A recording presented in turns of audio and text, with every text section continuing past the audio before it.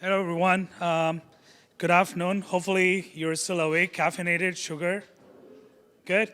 Okay. If not, please get something and come back. This is going to be a heavy session. So we're going to try and cover the content quickly so that we can have a lot of dialogue and questions.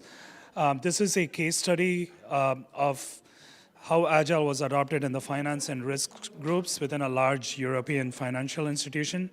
For confidentiality reasons, I can't tell the name of the client, but they do have a presence here as well. So I can just say that.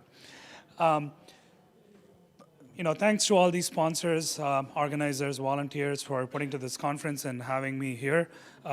Glad to be here for the third time in a row speaking here.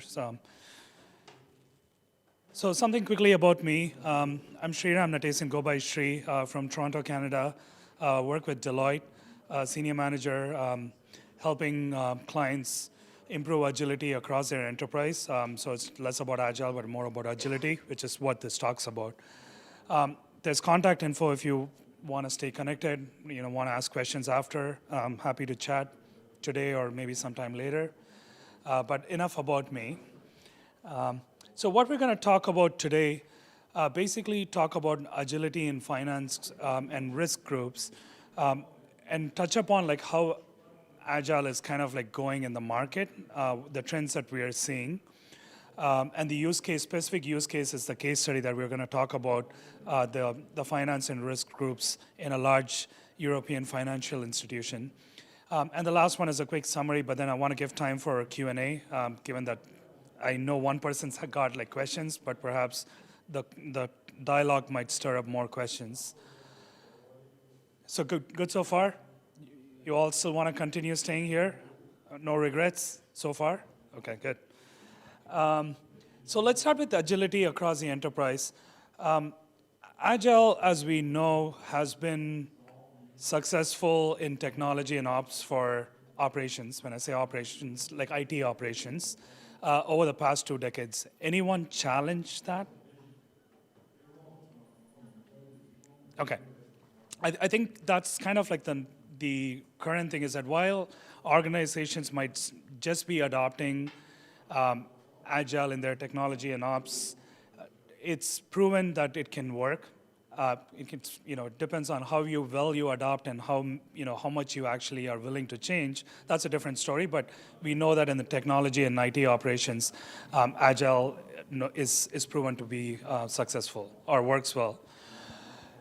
What we're seeing in the industry is, given that Agile has helped like the technology and IT ops from delivering like business value, the rest of the organization, like other parts of businesses, are now wanting to adopt agility. So I'm going to shift the word from Agile to agility because that's kind of like what I want to keep.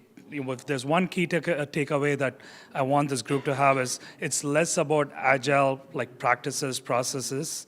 It's more about enabling agility within the organization to deliver better business outcomes. That's our goal. And I think Ricardo, who's a speaker, spoke about that Agile is not the primary goal. It's agility to deliver business outcomes. That's a goal. So other business functions like finance, risk, HR, sourcing or procurement, fraud, analytics, and then risk are starting to adopt agility or enable agility within their individual functions, where it's helping them to get better in terms of like performing their day-to-day operations, like what we call business as usual operations. So the application of Agile has crossed IT, technology and ops into those other corporate and business functions as we know it within organizations. And this is not just like financial institutions. We see this trend, help clients like in mining, telecom, media and technology, healthcare, life sciences, pretty much like even government. One of the other speakers talked about government. So like how do you actually adopt agility within other like areas of the business, aka like government, public sector. And then there is a euphoric state or a nirvana state, like what people call, like this is more about agility across the business. There are some organizations out there in the market that claim to be in that thing. I'm not here to debate whether they're there or not, but just to know that there is a distinction where we're seeing that if you look at technology and ops, it's very functional focused, like, agility within technology and ops. Of course, we want to bring cross-functional element of it, like working closely with business and other stakeholders, but it's not changing the world for the business folks. Whereas the middle one, extending to the other areas, is about agility in those business areas. So the first two boxes are more like, talk about, some of the speakers earlier talked about like local optimization. To me, this is more a little bit of, like, the first two boxes are more like of local optimization for improving your operations within, whether it's technology or other areas. Now, the last one, which I call the euphoric or nirvana state, is agility across the business. There are some organizations right now in the Nordics, as well as like in Australia, and like even in North America, a couple of companies are getting there. They're starting to look at agility across the business, where they're actually taking a radical shift in how they're organized. Basically, the premise being that the first two are more internal focused, as in we're trying to optimize our operations to become better, whereas the other one shift is like, we always say Agile is about customer getting faster feedback, but this is actually taking it to a different level in terms of organizing your business. When I say business, like not just business, like business and technology, like your company, organize our own customers in the context of like customer journey-based teams or customer value stream-based teams. So this is kind of like one of the more, I guess, the mature state of agility within organizations that's starting to, like, we're seeing a couple of use cases around the world. Not that it's really good, like fully fleshed out and working well, but companies are dabbling around that. Just wanted to provide some context around what we're going to talk about, and there's like different, I didn't use the word business agility here, but a lot of business agility is about kind of getting to that last state. So without using the word, I just wanted to give don't want to throw a buzzword here, but we're going to talk about the middle one, but know that there is a journey or a spectrum for organizations on their agility journey. Any questions so far? Okay, so let's get to action. So how many people here are like interacting with finance and risk groups? And I think Tiffany was one. Okay. So the reason why I ask is, and Ricardo, I'm going to expand on your session. So one of the things that, that session is like, how do you talk to execs in terms of like, helping, if you're an internal change agent, like an agile coach, change manager, evangelist that's trying to enable agility within the organization. One of the key things that I've learned working with like C-level folks is you got to speak their language. How can enabling agility help them achieve like their mandates? It's very, very important that you talk to them in terms of what business problems are they trying to solve and how is agility going to help them. It's less about Scrum or Kanban, but it's how does enabling agility help solve their, their business mandates, his or her problems. And then it becomes an easier dialogue because you're talking like you're coming in with the perspective of you're going to help solve for their business problems and like achieve their mandates. So then you can start to talk about the agile practices and stuff in addition with like the, the leadership mindset behaviors. So getting specific to the CFO organization, so in my experience, like working with the CFO group or the chief risk officer, more on the CFO side, but like the last one is around the chief risk officer's concern too. The four key mandates that if I were to summarize, like, CFOs care or this is on top of their mind. So the first one is around like growth challenges. As we know, the market is facing like is moving in an exponential rate. And what I mean by that is that the customers' expectations are changing at like breakneck speeds. And customers no longer are relying on just like one like single channel mode of interaction and experience.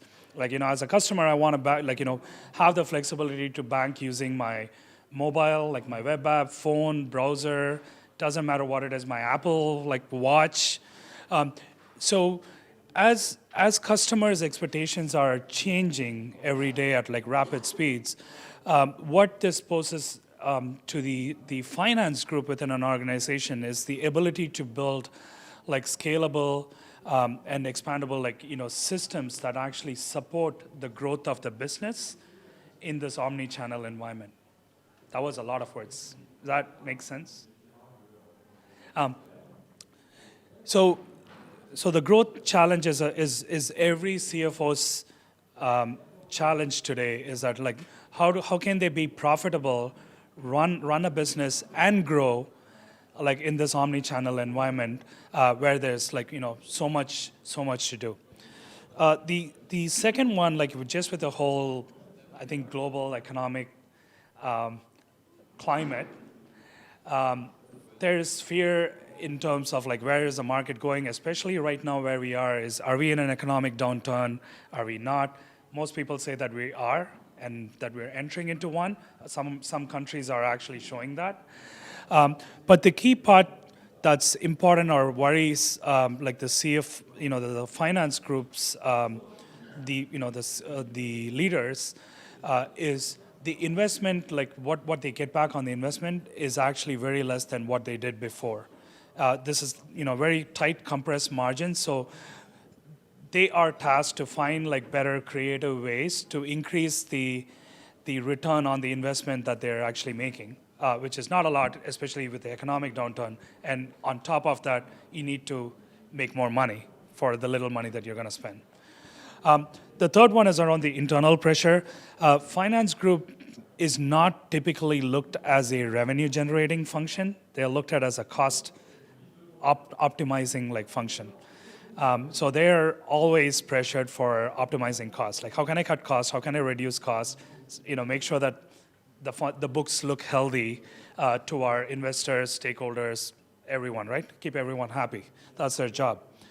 And the last one is to add the layers of complexity is the global climate around the regulatory the regulatory changes that are happening. It doesn't matter whether you're in financial industry or telecom industry or healthcare or automotive industry.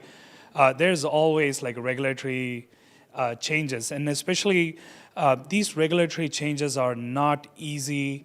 One, they have a fixed timeline by when organizations need to be compliant.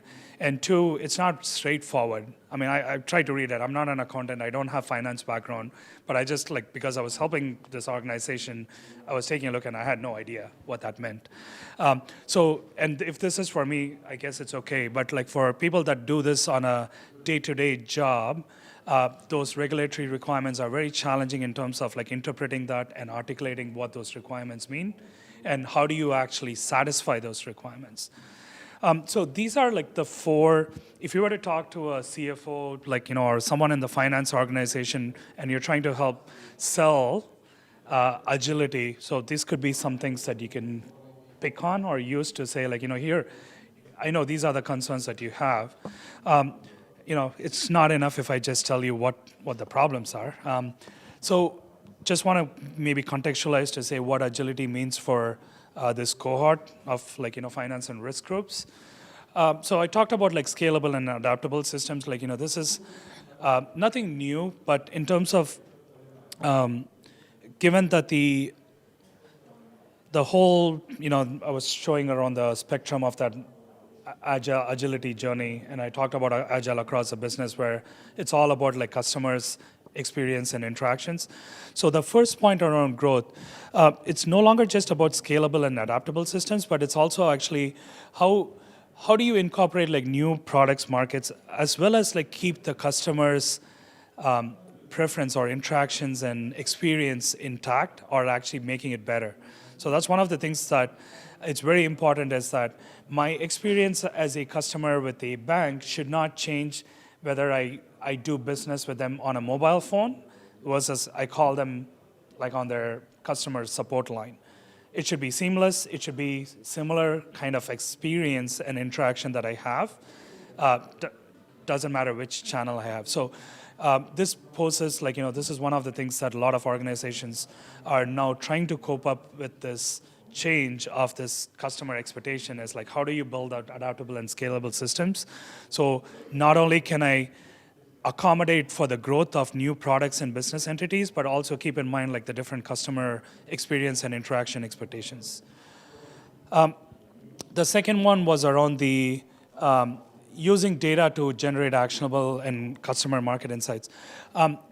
In any of the organizations that you work for or you work with or you consult, do you see like data being somewhat loosely connected or directly under the finance groups? Like chief data officer, like data like of the systems, like kind of like aggregated the whole data group within the organization? Yeah, that's true. Sorry, I know that guy from Canada, and I know the client that he's talking about. So there is a changing pattern where, because finance group, like of the first point, talking about like the different aggregating different products and services, it's kind of like there is a trend we are seeing where the data officer and the data function is kind of going under the finance, and that's to help the finance groups to look at the data and generate actionable insights. What is the customer telling? What is our market telling? To see how we can actually do better, or how can we get ahead of like what our customers are looking for to go and like cross-sell and upsell our products and services. So this is like one of the key differentiators is like how do you help like the finance groups to actually get the data and generate like meaningful insights that he or she, like whoever is leading the finance organization, can make better business decisions to say where do we want to hedge our bets on, so that talking about that low compressed margins, like so that I can make little investment and get the best returns. So this is one thing that would help. The third one around like cost, like, talking about finance being a cost sensitive like function or like being mandated to reduce cost. Automation is is starting to become a key trend for finance groups. So it's things around like automated accounting hub, or like like again the data warehouse I said, data analytics is kind of like also a key thing. So it's like how can you actually automate most of the manual processes that accounting or like finance group in general has, to reduce some of that labor or like in terms of the cost. I'm not saying that means fire people, by disclaimer, but it's just a way of like optimizing cost to see if you can repurpose that folks for some other work. That's and the last one is going to the regulatory things. I think the traditional approaches of like delivering risk programs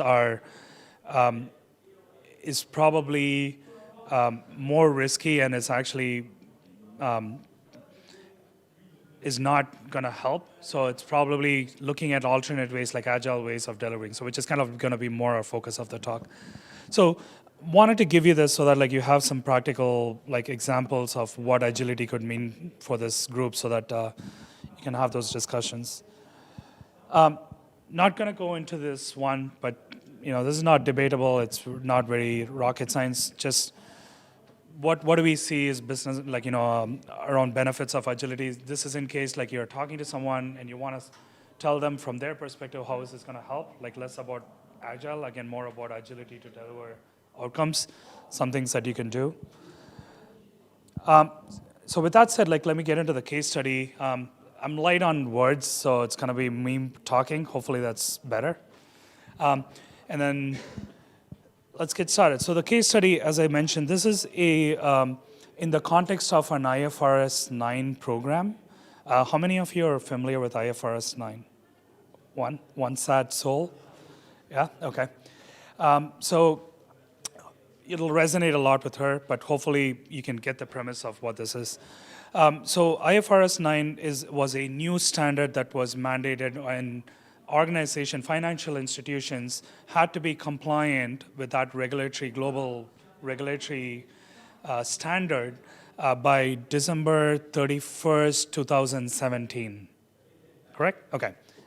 Just so that I have the dates right.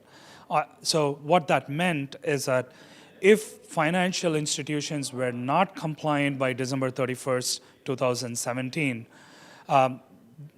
there's few things at stake. One, it's a reputational risk from a market perspective that the financial institution becomes no longer compliant, and in the eyes of the customer, like the investors board, that's a huge, huge, huge reputational risk.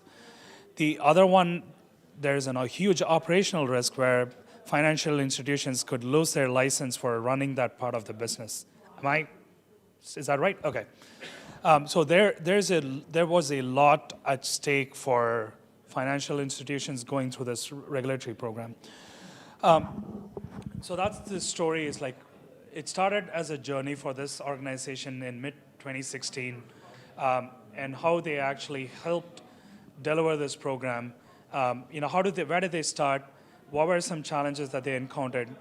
How was Agile approach adopted, and then how did that help, and what was success measures, or what did that look like? So that's what we're going to go through. So in mid-2016, like I said, this is a large financial institution. They had to implement by end of 2017, and I talked about the risks, reputational and operational risks. But internally, there were a couple of other things that for you to know for on the story. So this program was sponsored and led by the finance and risk groups, given that it was finance and then risk sponsored, and technology enabled. So going back to the 4 mandates, one is the finance wanted to implement an automated accounting hub, talking about the cost savings. So that was one thing that they wanted to do as a part of this program, is wanting to tackle the aspect of cost saving and trying to automate so that there's less manual work and save I guess few hours and all this kind of scrambling. The bigger risk was the technology group wanted to build an enterprise data warehouse as a part of this regulatory program. Now, the technology group wanting to build an enterprise data warehouse is not a wrong sentiment. It's the right thing. But the timing and trying to tackle this as a part of this program was what, spoiler alert, was one of the challenges. But so those were the things, just a context behind where they started in mid-2016. This was around August, September 2016 when I got involved. Talking to some of the accountants and mappers, they were the question from the CFO and the chief risk officer was are we on track? Are we on thing? And there were a lot of early warning indicators to say that things are going south or starting to go south. Not that it did, but there were some early warnings. The first thing was around the I talked about the evolving requirements or understanding of the requirements of the regulatory standards. So people did not have clear understanding of what that meant or how to articulate that into a system solution. So that was one challenge. The second challenge was the accounting hub.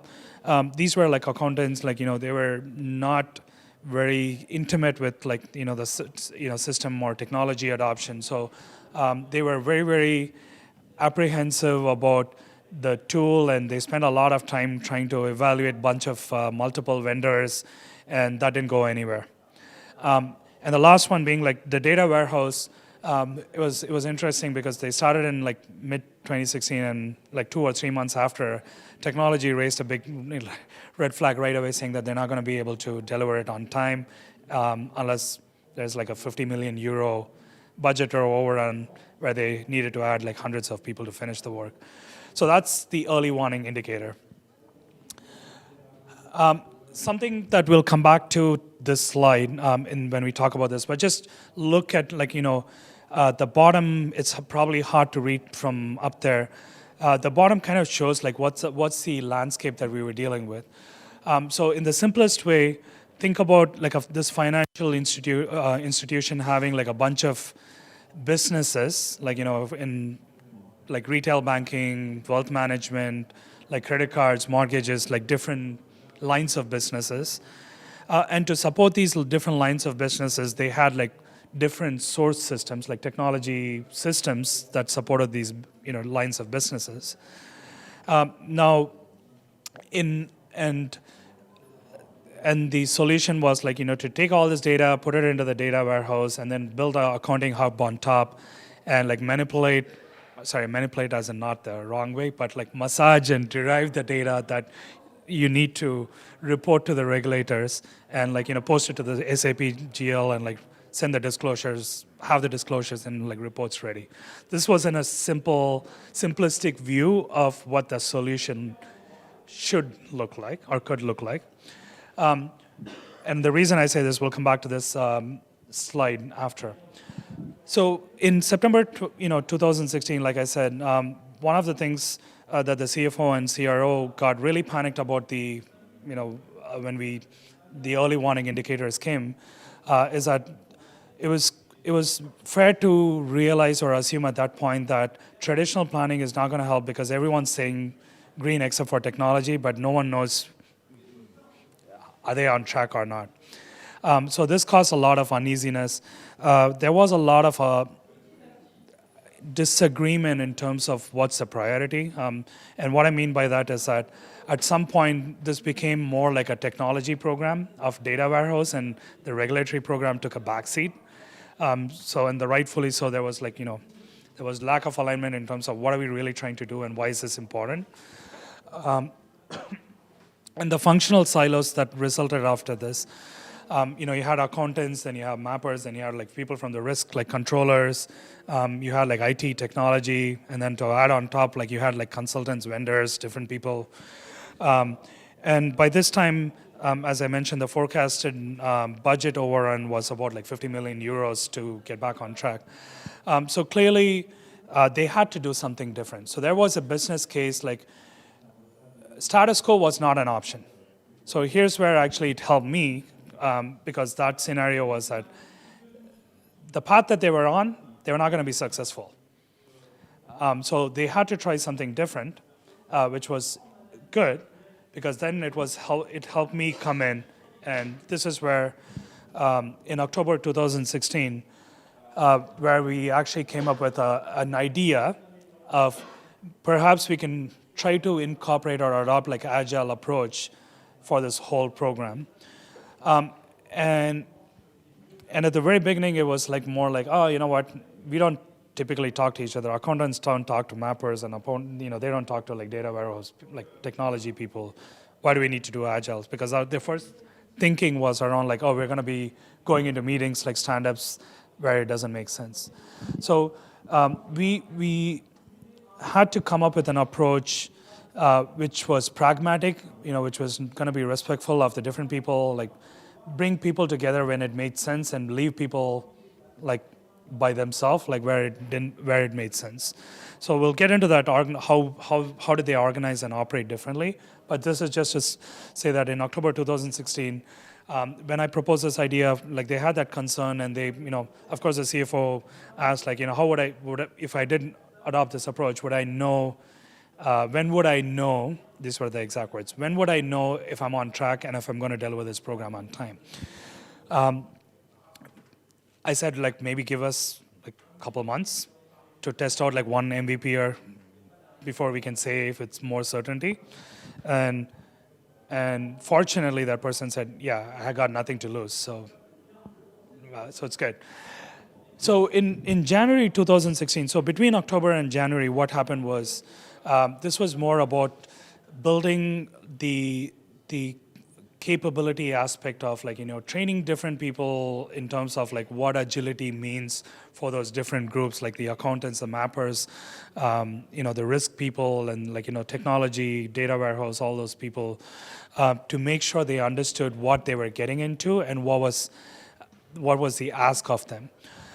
So in January, with, given that this was in Europe, like most of December was shut down, so that was kind of like the change management effort that we needed to do, and all which which is good and bad. Good because we had the opportunity to do it right, like train people and get people to understand what they're going to get into. Bad because we lost a couple months and we were left with 12 months to finish the program rather than 15 months in theory. So in January 2017, so as we defined the approach, one of the things that which I was struggling because not being intimate with the IFRS 9 and what that's supposed to do and what that regulatory program was, and I'm going to rely on my friend here to make sure that I'm saying this right. So it's about reporting the book of business right, in terms of in certain ways in how you report what's in the book of your business. So earlier on, I showed about the slide and I talked about the different lines of business and the source systems. So that's why it's important when I was saying that, talking about the Agile approach, just kind of visualize this picture in your mind. Talking to the controllers and the accountants, what I realized was, okay, there's 17 source systems, but tell me, if I were to define business value delivered, what would that mean? How would I know I'm going to be able to deliver the regulatory requirements on time, so that you can actually have these data in whether it's automated, manual. I didn't talk about it. So that it's in some repository and it's reported saying, oh yeah, we need to do all these books of business. So I said, can you classify of these source systems by lines of business? What is the book size? What would you represent based on? So they said, oh, it's probably we need to look at book of our size of the book. And I said, okay, great. So tell me what source systems actually constitute the most of the book of the business. And they were of the 17 source systems, 5 of the source systems contribute to 75% of the book size. I'm okay. So what I'm hearing is that if we delivered these 5 source systems, you're 75% regulatory compliant. Is that right? And the answer was yes.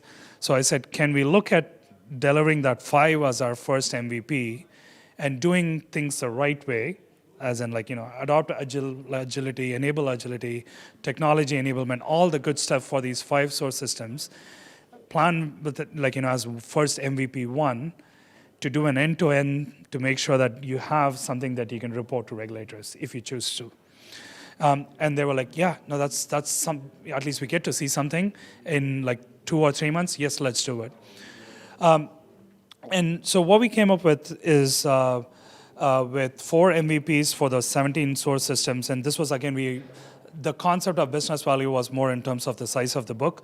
And we prioritized to say, if we were to get only some things done, what could, so the priority was on the size of the book, but then the approach was automating based on this priority. So the best case is we automate everything. And everything, you have an automated accounting hub, you have all the data in the data warehouse that you can report into. The most likely or ideal case was you don't have all the data in the data warehouse, given that they've said that it's not going to be done. So you have it in some repository, but then you build an accounting hub on top where you can still do all these reporting and stuff to these things. The last one is status quo, what did you guys use before? Have a data repository, use Excel, do reports into Excel. At least you're compliant. The goal was to be compliant. That's a primary goal. That's the business outcome that of this program. Accounting hub and data warehouse was more nice to haves. It was not a must-have in the context of this program. So how did we estimate this? So one of the things that, again, adopting an Agile approach, we didn't know, accountants, accounting hub was new, data warehouse was new. No one could give a proper estimate in terms of how long this is going to take. But they took a ballpark of saying these systems, if you were to say flash size, each source systems to be relatively or similar size, how would they be? And then what we did was actually take are you guys familiar with value stream mapping? Okay, some yes, okay, some yes, okay. So what we did was we took a values approach of doing a value stream mapping to say, this is our current state, what's our target state, or desired state, not target state. What's our desired state? What would that look like? And do those estimates, like, based on that, like, what would that estimates look like for our first MVP? And the whole intent was not to get precise about estimates for MVP 1 and beyond, because we didn't know what we didn't know. And these were all like based on MVP 1 anyways. So this was the approach that we did start with. Now, in terms of like how were the teams organized and how did they operate? So this is something that, like I'm using the concept of like Kanban and Scrum, but again, it's more about agility. Like, and I'm not emphasizing or preaching that you need to adopt Scrum or Kanban. This worked in this context, but it's how do you enable the flow? So if you look at it, this was a 23 feet Kanban that was on a physical wall. And basically, it started all the way from like the regulatory requirements on the, starting on the left and then going to the accounting folks, like all the calculations, rules, like derivations of, based on the data, how can you calculate the accounting rules? How do you derive data based on those different data that you have?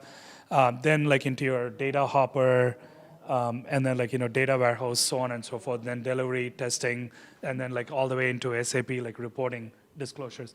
So the whole concept was, if we can take our like MVP, and what was on the cards here were basically like MVP 1, MVP 2, MVP 3, and then the different source systems. The whole idea was trying to do a batch size of each source system. Can we get started, like take that from start to end? So the whole premise was that to make sure that the flow of work is actually happening at the best way possible. And the teams were organized like, some parts it was cross-functional, and some parts it was just like, for accounting rules, do they really need technology folks in their stand-up? No. Do you guys disagree? I know, like you said, you were accountant. The idea is like, making sure like we build the right teams and the operating structure around it, just so that like people are making sure, the work gets done effectively. But what we wanted to make sure was that the flow of work is actually happening at the best possible way. So we introduced the concept of like, having a cross-functional team, like, a huddle or scrum of scrum in the scrum context, to make sure like if there was some blocker, say from between accounting to the data hopper, like that decisions were made real time, and the support was actually, the commitment to support was made in those meetings and followed up by a resolution in that like right away, so that things were actually moving from, from the leftmost to the right, as quickly as possible. So this is where like adopting like the agile practices and like principles around like, the flow, getting cross-functional people together, visualizing work, making sure that like, you're removing impediments like in near real time, if not real time, near real time, and getting like feedback faster. In terms of like if accounting rules were not calculated right, you have something that'll be out soon so that you can actually look at it to react saying like, this is not right, I need to change, so you can go back and change. It's more like a defect in a software context, right? So what we did was, kind of talking about the estimates, like I said about MVP 1, we didn't know, we just like had a hunch and we just did some estimates. What this actually helped was, remember I said like each source system, like we did a relative size of how much we thought was gonna like take from start of the Kanban, like from the left to the right. So going through this process of the MVP 1, the 5 source systems, that gave us context around like what it actually took from a lead time from start to end. And that actually helped us to say, if this was an indicator of the other systems that we relatively sized, this is what our MVP plans would look like going forward. Are you guys with me so far? Any questions? I think the one aspect to emphasize, I think Patrice mentioned this in his like talk in the morning. It's not about just about processes and practices, like I started this session with, it's about agility. So there was a lot of coaching support needed for the teams and leadership, because it was not just about like, putting a Kanban board and like getting people in front of it and talking, but it's actually coaching the teams and leadership to, because you're talking about flow, and like how do you actually keep the work from moving like from left to right, and like blockers and impediments. So coaching the leaders to actually be more not asking about status or am I on track, to seeing like how can I actually help the teams move forward. Like if there was if the accounting folks were blocked by technology folks from moving ahead, like getting something into the data hopper or data warehouse, is like CFO getting on a call with the CIO or CTO saying like, hey, I need help, like someone to do it right away. So it's more like getting that, leaders to actually be the champions of enabling flow.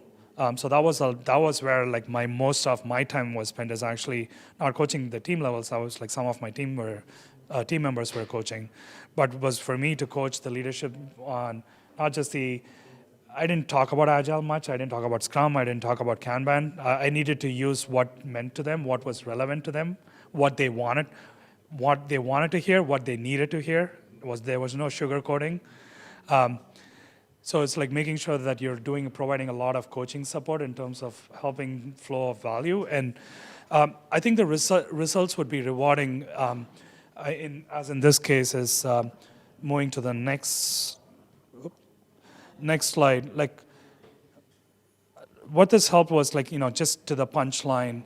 The first MVP was delivered early May 2017. So I said like we started this in January, like mid-January. So in 4 months' time, they finished like 75% of the size of the book of the business. So which means that by May, if they wanted to move things into production, they could be compliant, or when I say compliant, not fully, but like for 75% of the book, they had things that were in place that were automated and could be ready if they wanted to. They still had like seven months time to try and automate, to go take all the other lines of business and source systems into, through this process and adopt this approach. But the key aspects that I want to emphasize is what I did in the last slide. Use empirical data. Again, like how do you use empirical data to help like finance and risk groups to like do projects? Again, this one had a technology component to it, but think about like other projects that might not have like technology. You can still adopt like some of the principles and mindset and behavior to help the groups deliver on the business outcomes. Almost on time? On time, okay. The end result was that they're a compliant organization. They didn't finish all the source systems. They only finished 3 MVPs by December, but then they had a manual work for like, way to report on like for the MVP 4, like which is 3 or 4 source systems. The key thing is that like this left a change, again, agility, not just the adoption aspect, but also the mindset and change aspect where today, or not today, but 3 months before when I talked to the folks in the finance and risk groups, most of their projects now that they do are actually based on using an agile approach, like, around the principles like cross-functional teams, like interacting with each other. They took down all the cubicles. They work in like long desks, like where finance, like accountants, mappers, technology, they're all there. So which is fantastic. Like, and that to me is a success than just that delivery of that program, which is what it leads and makes change stick over a long period of time. It's about delivering the business outcomes. Like I said, this one. Just a quick summary. Again, this is more for the CFO group. I'll share the slides if you have, if you want to use this with the finance and groups. Again, I strongly believe in this, that Agile is not something that you do. It's about something that you become. Again, agility is a key. Agile is not the goal. Agility to deliver better business outcomes. Mercy questions. I think we're out of time, but I'll be outside. Happy to take any questions. Feedback. If I sucked, please let me know. If I was good, please let me know. Sorry, I said if there's any critical feedback, constructive feedback, please do submit on Contingent, but do let me know as well. I'm happy to take any beatings or say that, hear that I sucked or did well. If you want to stay in touch, here's the thing. I'll share the slides after. But thank you. Thanks for your time.